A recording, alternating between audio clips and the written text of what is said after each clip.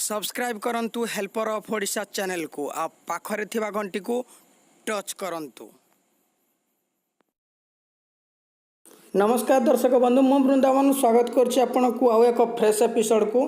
तो दर्शक बंधु आपन जानिचंती +3 रो दीटा फेज एडमिशन सरी जाइछि। तो दीटा फेज एडमिशन परे मध्य +3 रो डिग्री कॉलेज गुडा करे बहुत सीट खाली पड़िछि।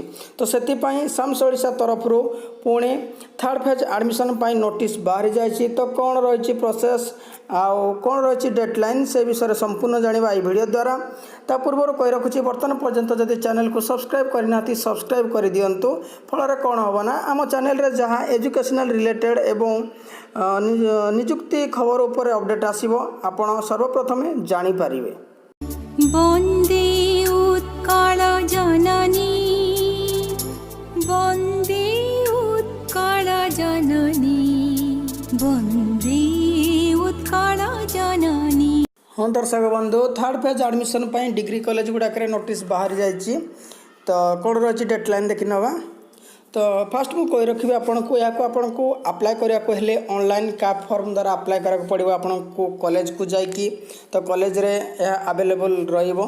तो से आपन से ऑफलाइन फॉर्म को का फॉर्म को डाउनलोड करके आपन ताको फिलअप करके कॉलेज रे डिपॉजिट करने को पड़ो। से लास्ट डेट रही अप्लायर 20 तारीख रही लास्ट डेट 5टा सुधा आपन अप्लाई करें।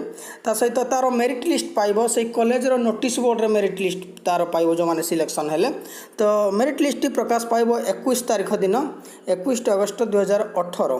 तापर हमर एडमिशन अछि से थर्ड पेज रो जो माने सिलेक्टेड हेबे से मानक पई एडमिशन डेट रही 23 तारीख अगस्त।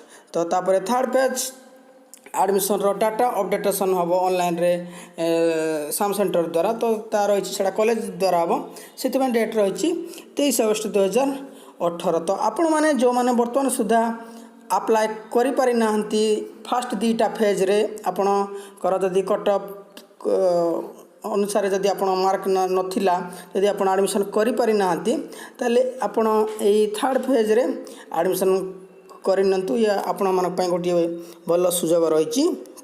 तो आशा करछि वीडियोटी भल लागिथिबो गोटे लाइक कर देबे आ शेयर करके समस्त को जणाई देबे। जदि वर्तमान पर्यंत चैनल को सब्सक्राइब करनाथि सब्सक्राइब करनेबे।